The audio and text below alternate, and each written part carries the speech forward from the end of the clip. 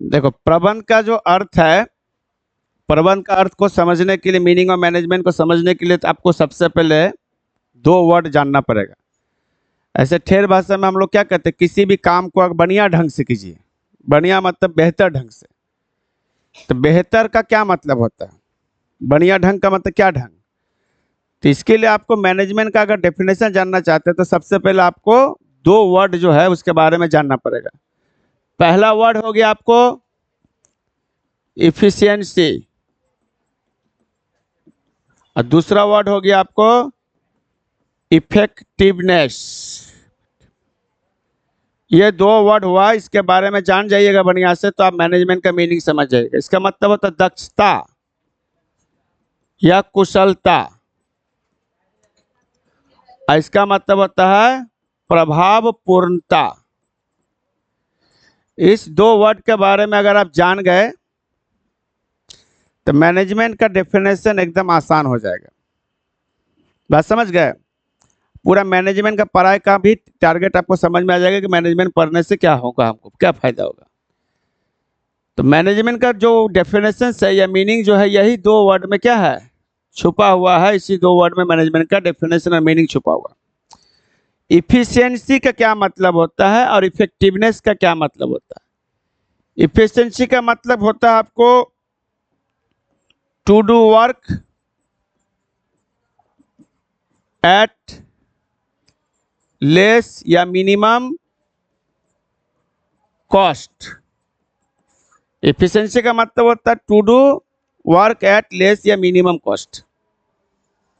कोई भी काम कीजिए, प्रयास कीजिए कि उसमें कम से कम खर्च कैसे हो।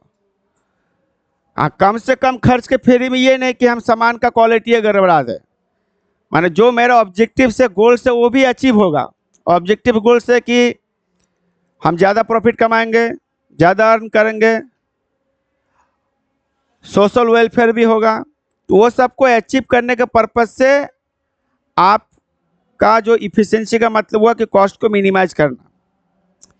इफेक्टिवनेस का क्या मतलब होता है, इफेक्टिवनेस का मतलब होता है to do work at given time. जो समय आपको दिया गया है उस समय के अंदर काम को कर देना। जो समय दिया गया उस समय के अंदर काम को क्या करना, कर देना। और इसका मतलब हुआ समय पर कार्य करना, समय पर कार्य पूरा करना होता है इसका मतलब। इसका मतलब होता है न्यूनतम लागत पर कार्य को पूरा करना। तो दो वर्ड हो गया है। मैनेजमेंट का असली डेफिनेशन यहीं पर छुपा हुआ। बहुत तरह का डेफिनेशन आपको बुक्स में मिलेगा, बहुत तरह का मीनिंग मिलेगा।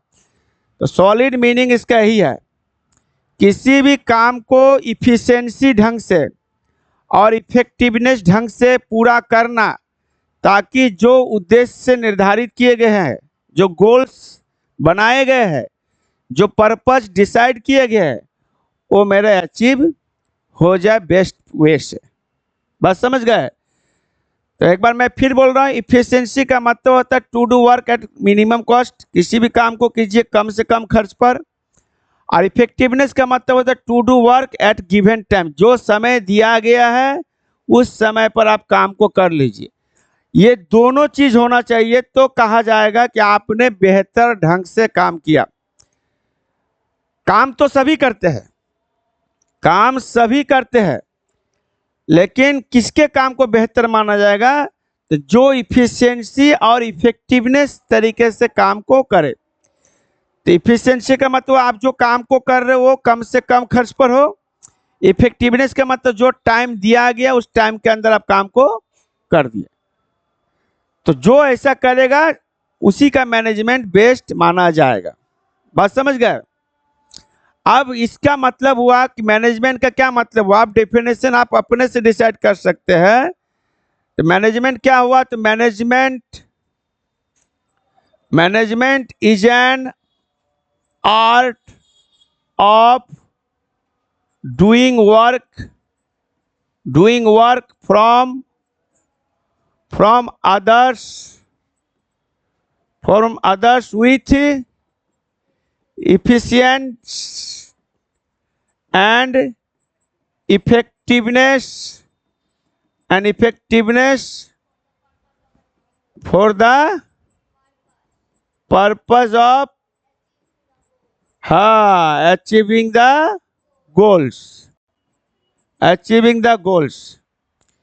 यानी किसी भी संगठन के उद्देश्य की प्राप्ति के हेतु, किसी भी संगठन के उद्देश्य को प्राप्त करने के लिए किसी भी कार्य को दूसरों से जब कार्य लेते हैं, दूसरों से कार्य लेने की कला जो होता है, आप दूसरों से कैसे काम करवाते हैं या उसके साथ कैसे मिलकर करते हैं, तो उसमें आपको दो वर्ड ध्यान देना पड़ेगा, इफिशिएंसी और इफेक्टिवनेस।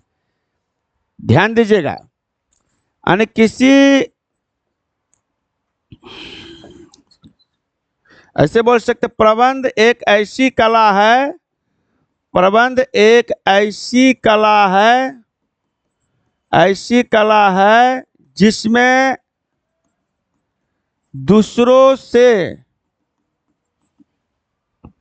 जिसमें ऐसे ही बोल सकते हैं, जिसमें किसी भी कार्य को कुशलता एवं प्रभावपूर्णता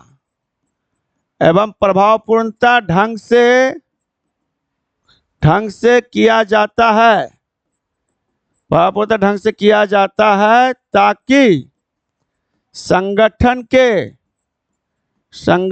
के उद्देश्यों या लक्ष्यों की प्राप्ति हेतु संसाधन का कुशल प्रयोग कुशल प्रयोग हो सके। आपके पास जो रिसोर्स है, रिसोर्स क्या है, जो रिसोर्स आपके काम करने का जो भी रिसोर्स है, उसका यूज करके आप किसी भी काम को बेस्ट और चीपेस्ट वे से कीजिए। चीपेस्ट वे का मतलब मिनिमम कॉस्ट यानी इफिशिएंटली, और टाइम पर कीजिए, इफेक्टिवनेस कीजिए, तो कहा जाएगा कि आपका काम बेहतर ढंग से हुआ है। तो मैं बार बार बोल रहा हूँ, मैनेजमेंट में दो वर्ड स्पेशल हो गया। पहला वर्ड हो गया आपको इफिशिएंसी, दूसरा वर्ड हो गया इफेक्टिवनेस। एग्जाम में ऐसे ही पूछ सकता है, what do mean efficiency in management, पूछा होगा शायद, इंटरनल में देखे थे, किसी सेट में था। आप देखिए, अब इसको हम एक समझाने के लिए, मैनेजमेंट का डेफिनेशन अभी खत्म नहीं हुआ, भास्ट हम कंसेप्ट पूरा बता रहे। अब इसको समझा रहे हम कि मान लीजिए कि ये कोई लड़का है जो कि फाइनेंशियल मैनेजर है किसी कंपनी का। क्या है? फाइनेंशियल मैनेजर है, कंपनी का फाइनेंशियल मैनेजर है।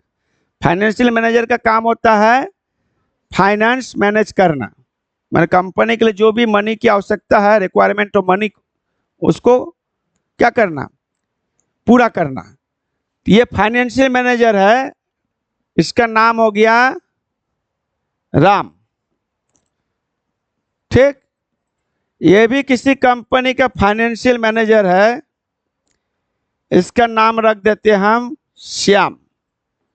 तो समझिएगा, मैनेजमेंट को समझने के लिए, ये भी फाइनेंशियल मैनेजर है, ये भी किसी कंपनी का फाइनेंशियल मैनेजर है। दोनों को दिया गया to manage rupees 10 crore. 10 crore manage करने के लिए कहा गया कंपनी की तरफ से। दोनों को कंपनी की तरफ से क्या कहा गया है कि बिजनेस कंपनी को 10 करोड़ की आवश्यकता है, ये 10 करोड़ रुपया मैनेज कीजिए। कंपनी ने कहा इन दोनों को, तो दोनों ने चला गया पैसा मैनेज करने के लिए, दोनों चला गया पैसा मैनेज करने के लिए चला गया। तो राम क्या किया, 10 करोड़ मैनेज किया। राम 10 करोड़ मैनेज किया, मैनेज एट इंटरेस्ट रेट 10%, और श्याम मैनेज किया, मैनेज एट इंटरेस्ट रेट 12%। दोनों को 1 घंटा का टाइम दिया गया, 1 घंटा में मैनेज कीजिए। तो दोनों ने काम 1 घंटा में पूरा किया। राम भी 1 घंटा में पैसा मैनेज करके कंपनी को दे रहा 10 करोड़, और श्याम भी 1 घंटा में पैसा मैनेज करके दे रहा कंपनी को 10 करोड़। लेकिन राम ब्याज कितना पर लाया, और श्याम 12% पर लाया, राम 10% पर लाया। अब आप ही लोग बताओ, इन दोनों में किसने बेहतर ढंग से काम किया? राम ने बेहतर ढंग से काम किया। इसका मतलब राम बेस्ट फाइनेंशियल मैनेजर हुआ श्याम से, because he does the work at minimum cost. Effectiveness तो दोनों ने है, दोनों ने टाइम पर काम किया तो इफेक्टिवनेस हुआ। लेकिन ये इफिशिएंट पर ध्यान दिया ना जी, ये इफिशिएंट पर ध्यान दिया है, और ये इफिशिएंट पर ध्यान नहीं दिया। तो इस तरीके से राम के वर्क को हम लोग क्या मानेंगे? बेस्ट। ये राम बेस्ट फाइनेंशियल मैनेजर हुआ। बात समझ गए? तो इस तरीके से हम समझ गए कि सिर्फ काम करने से नहीं होगा, उस काम को मिनिमम कॉस्ट पर करना होगा, यानी इफिशिएंटली करना होगा, टाइम पर करना होगा, यानी इफेक्टिवनेस करना होगा। तो माना जाएगा कि आपने बेहतर काम किया। अब बेहतर काम करने के कला को ही क्या कहते हैं? मैनेजमेंट कहते हैं। प्रबंध वह कला जिसमें दूसरों से काम लिया जाता है, स्वयं भी मिलकर काम करते हैं, लेकिन उस काम को कैसे करते हैं? बेहतर ढंग से। बेहतर का क्या मतलब हुआ? काम इफिशिएंट होना चाहिए, और काम इफेक्टिवनेस यानी प्रभावपूर्ण होनी चाहिए, और काम कुशलता पूर्वक होनी चाहिए। तो कहा जाएगा कि बेस्ट मैनेजमेंट हुआ। अब बोलेंगे सर काम को इफिशिएंटली और इफेक्टिवनेस करे कैसे करेंगे?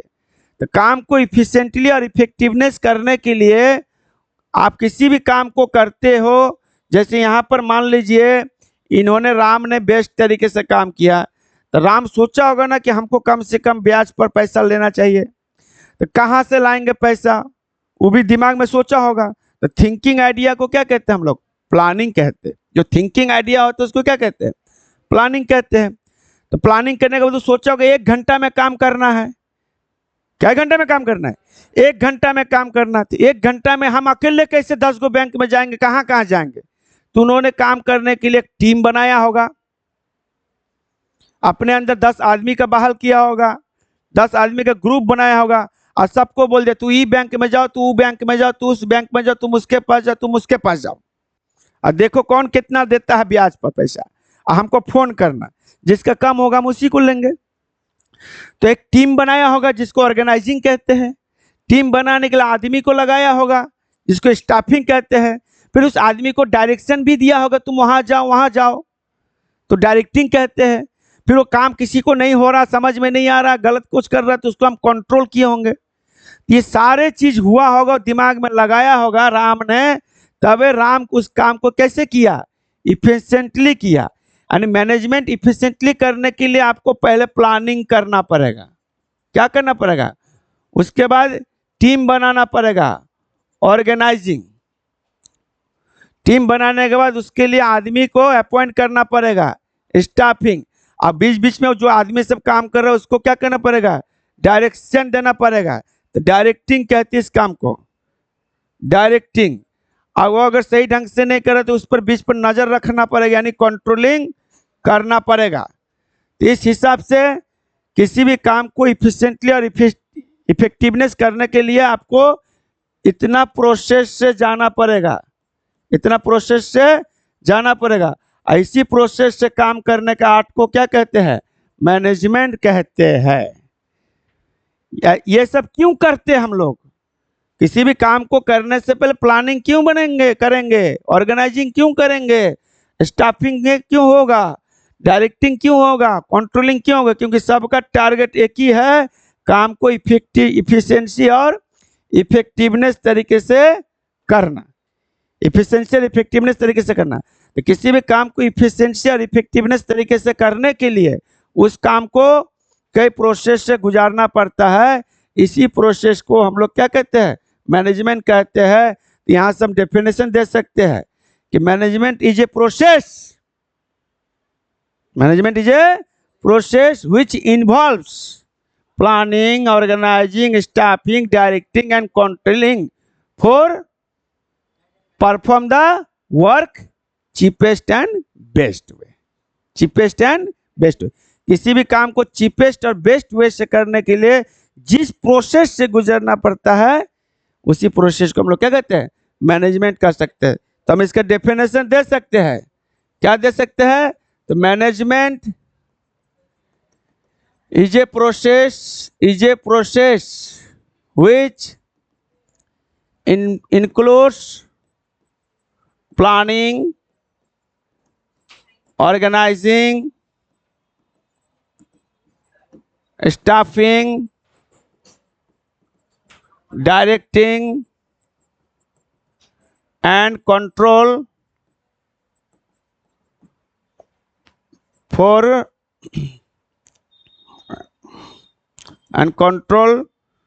to do complete a task with best and cheapest way। तो आप अपने तरीके से डेफिनेशन दीजिए समझ जाने के बाद। तो डिफाइन मैनेजमेंट बोलेगा तो कितना कुछ हम बोल दिए, इसमें टोटल का टोटल आ जाएगा। समझ में आया कि नहीं आया?